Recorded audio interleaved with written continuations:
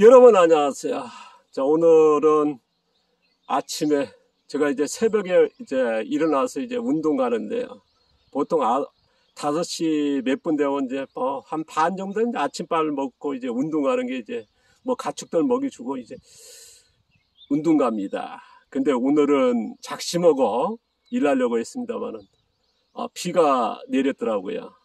그래서 지금까지 이제 가축 먹이 만들고 뭐 또 농촌이란 그렇지 않습니까? 뭐 바깥에 밭일 하다 못하니까 이제 뭐 실내에서 이제 가축 먹이 만들고 뭐 하다 보니까 또 이 시간입니다. 근데 낮이 되는데 또 비가 내리는데요. 자, 오늘 이 시간의 얘기는요, 전업농 창업입니다. 제가 앞서 그런 얘기 했습니다. 농업이 갈 수 있는, 가지 못하고 있는, 가야 되는, 제가 늘 이제 지향하고 있는 30여 년 넘었습니다. 이쪽에는 꼭 하고 싶은, 거기에 필요한 지식을 쌓고 이제 기술을 찾고 계속 노력하는데요. 바로 이제 질병 치유입니다. 우리가 농업이 어떻습니까? 우리가 이제 식량 생산, 먹거리 생산에 맞춰 있지 않습니까? 뭐 화학농, 친환경, 유기농이 거기에 맞춰 있고 자연농도 그쪽으로 지향도 하는데요.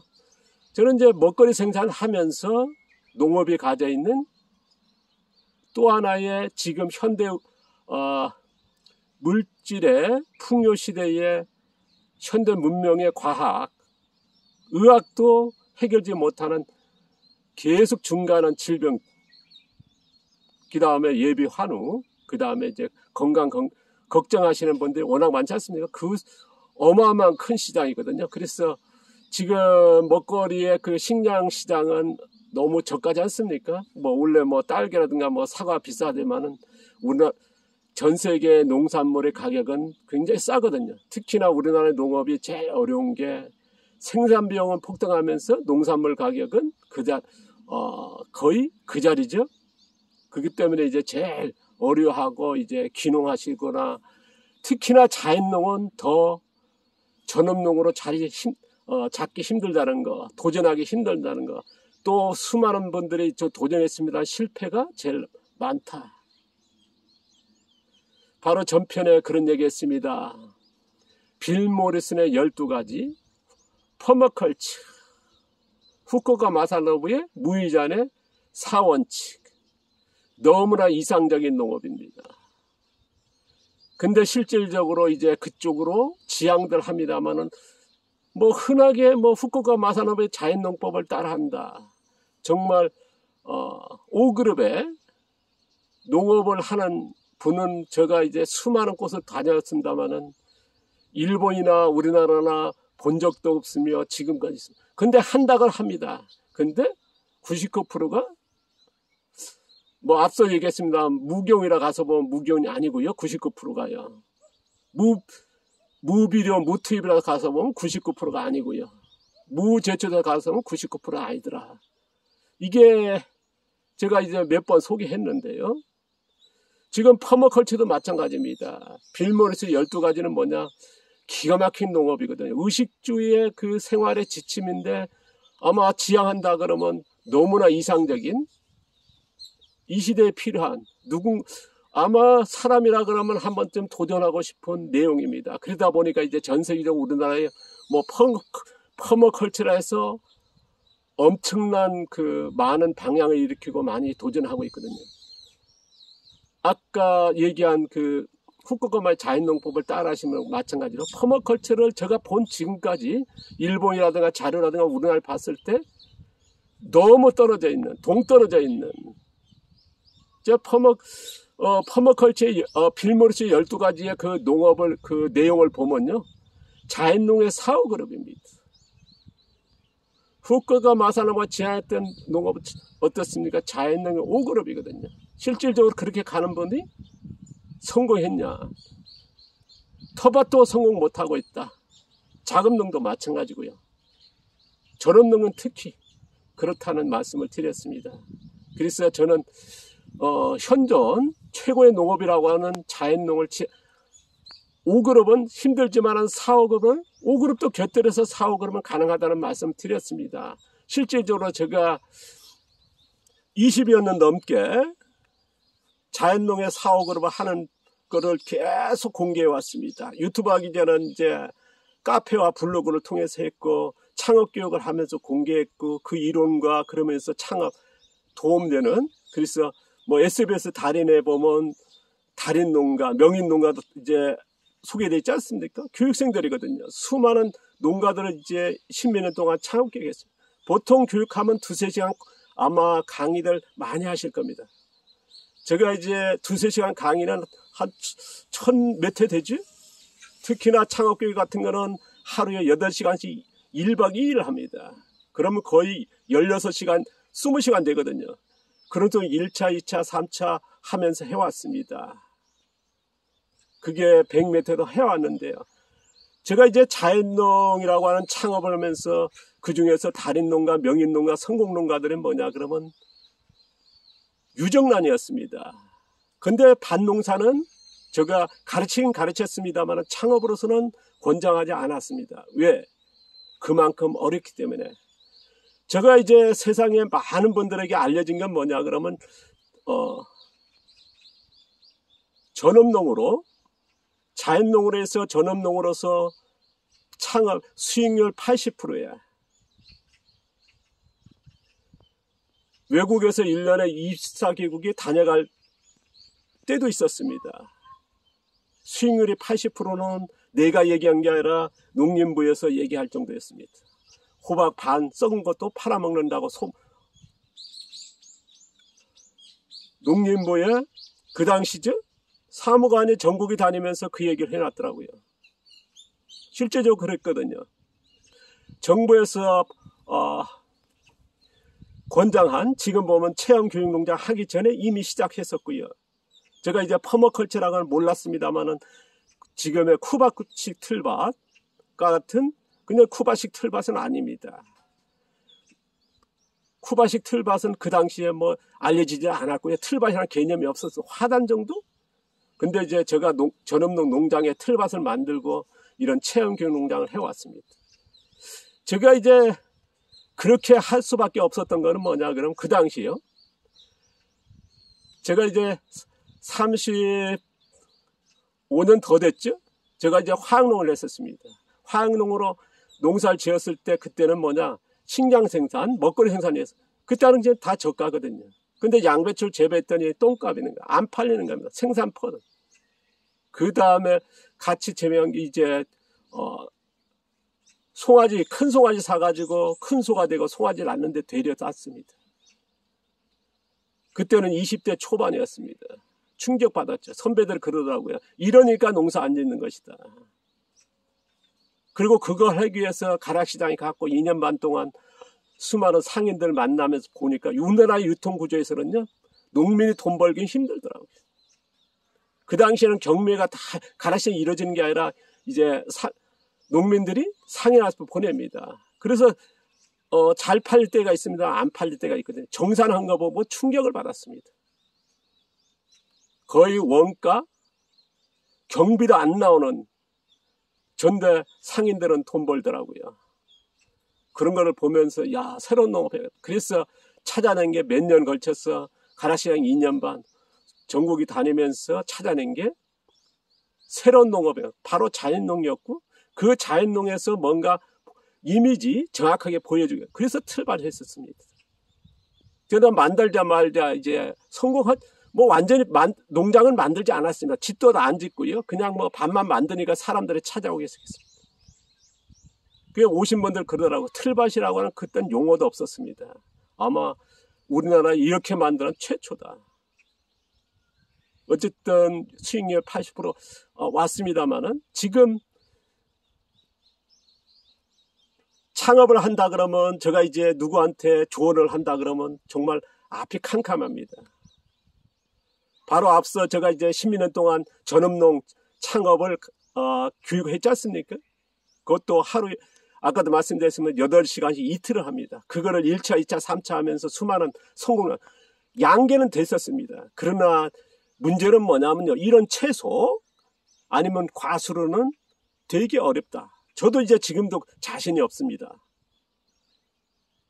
아까도 말씀드렸지만 후쿠오카 마사노부의 농업 이상, 그 다음에 빌 모리슨의 퍼머컬처 이상, 거기에 제일 부합한 게 이제 현존 가능한 농업은 자연농의 사후그룹이다. 제가 이제 이걸 보여드리면서 이쪽으로 지향하신다 그러면 지금으로서 권장하는 거는요, 도시농업이 텃밭 같은 경우 작업농은 이건 당연하게 가야 되겠고요.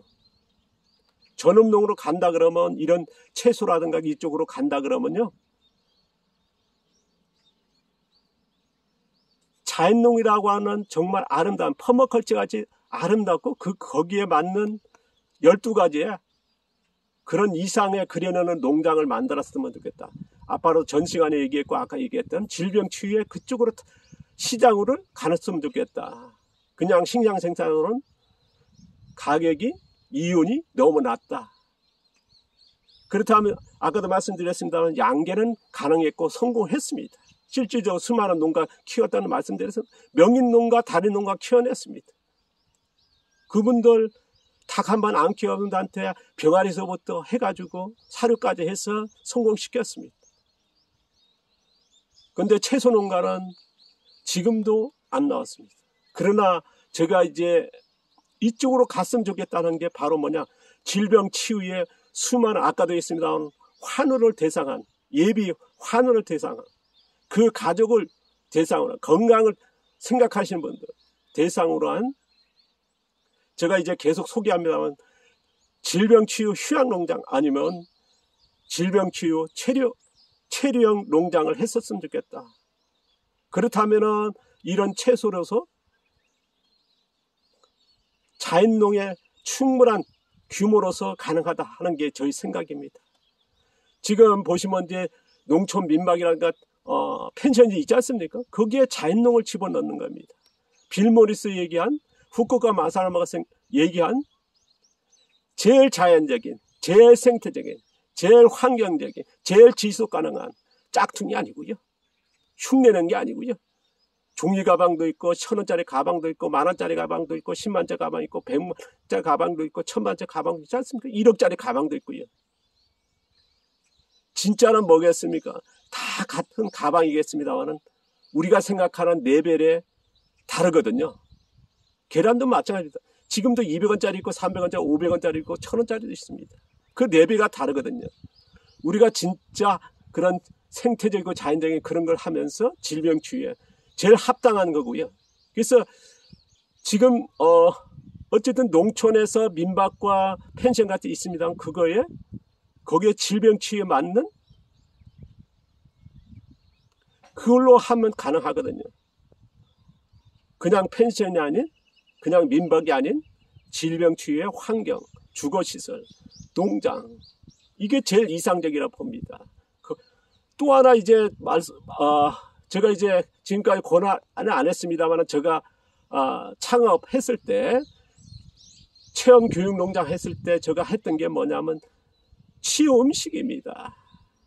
제가 생산한 98% 쌀, 고기, 채소 다 생산했습니다. 단지 경과리만 아니고 98% 50명이 오면 50명들이 전부 다 식사해가는 바로 그런 음식을 하는 질병 치유라고 하는, 우리가 배고픔 해결하는 음식이 아닌 질병 환우, 예비, 아니면 이제 가족들의 배우고 싶은 도 되게 많거든요. 그쪽으로 한 음식의 질병 치유라고 하는 테마로 한 농장입니다. 그러니까 단순하게 생산해서는 힘들다. 이런 채소나 과수는 더 어렵고요. 그나마 양계 있습니다. 양계도 지금 쉽지 않습니다. 제가 앞서 있습니다. 20년 전에는요, 1,000원짜리 100만원 돼지했습니다. 이제는 뭐라 했습니까? 최소 3,000원 아니면 5,000원짜리 계란을 생산했으면 좋겠다. 300만원 돼지해야 된다. 라고 하는 게 자연농이라, 축산이라든가 자연농이 지향한다는 말씀 드리지 않습니까? 창업편에서. 특히나 지금 자연농을 해서 전업농, 수익 내는 농장으로 간다 그러면 배고픔 생산에 식량 생산으로 가서는 대단한 뭔가 경영적인 마인드나 유통적인 마인드 없으면 힘들다. 그렇지 않고 그 위험성이 그렇지만 대단히 어렵다. 그런 마인드 없이는요. 그렇지 않다 그러면 저는 제가 이제 이게 채소해가지고 이렇게 키우지 않습니까? 이런 농장에 이런 규모에 이거보단 규모도 조금 작아도 됩니다. 크면 더 좋겠고요. 왜냐, 뭐 과소 같은 거 다 들어가고 한다면 좋겠죠. 이런 거를 한 곳에 담아낸다 그러면 얼마든지 지금 많은 분들이 이제 보면 농촌 민박과 아까 얘기한 펜션 있지 않습니까? 거기에 자연농이라고 하는 이 가치, 여기다가 질병 치료하고 하는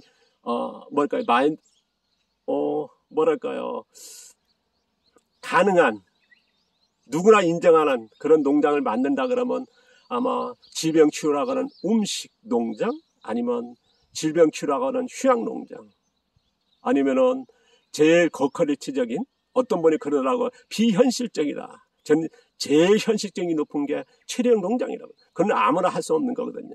우리나라 수많은 질병 환우들이 지금 되면 건강센터에 있습니다. 200만 원, 500만 원 그렇게 합니다. 근데 이 두세 명 받는 데 가면요, 그냥 봉사 차원에서 400원, 500 하지만 제일 높은 데는 더 높습니다.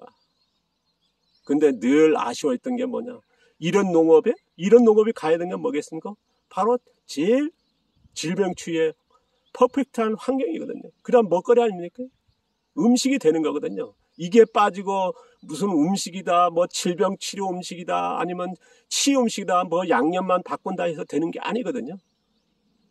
그래서 저는 이쪽으로 지향했으면 좋겠다. 오늘 내용이 좀 길었으나 어쨌든 전업농, 자연농 사업으로서 전업농 간다 그러면 저도 머리가 띵합니다. 이걸 찾아내려도 해법이 없습니다. 양계는 가능했었고요. 근데 지금도 이제 간다는 거는 쉽진 않다. 지금 가더라도 3,000원, 5,000원짜리 계란 정도 생산하는 그런 퀄리티 가진다 그러면 가능하지만, 그렇지 않다 그러면 이런 채소 농장으로서 간다 그러면 저는 이 세 가지를 권해봅니다. 그리고 이 세 가지만큼은 제가 이제 언제까지 모르겠습니다. 유튜브를 언제까지 할지, 아니면 카페 운영하면서 정보를 제공할지 모르겠습니다만, 제가 그 멈추기 전에 한 농가라도 키워내는 게 저의 제일 소망입니다. 그것 동안 이제 제가 이제 35년 동안 거기에 필요한 지식을, 기술을 찾고 있고 계속 꾸준히 하고 있습니다. 나왔으면 좋겠다, 도전하는 누군가가 있었으면 좋겠다 하는 게 제 소망, 바람이죠. 운명이라 봅니다. 제가 이제 그런 분을 만나서 내가 가진 지식을 전할 수 있다 그러면 잘 살아온 거고요. 그렇지 못하면 뭐 그렇지 않습니까? 어쨌든 후회는 없습니다만, 그러나 정말 얼마나 삶이 나올지 모르겠습니다만은 꼭 그쪽을 한 번쯤 읽고 싶은 그런 분을 만났으면 좋겠다. 그분에게 제가 벌써 40몇 년 아닙니까? 이쪽으로 지향했던, 그래서 좀 공유했으면 좋겠다. 그런 농장이 나왔으면, 농업이 나왔으면, 농부가 나왔으면 좋겠다 하는 소망을 말씀드려봅니다. 오늘 얘기가 저희 개인적인 얘기가 많았는데요. 좀 불편하도 이해해 주시고, 어쨌든 자연농으로 전업농은 힘든 사실이기 때문에 그렇습니다. 감사합니다. 고맙습니다.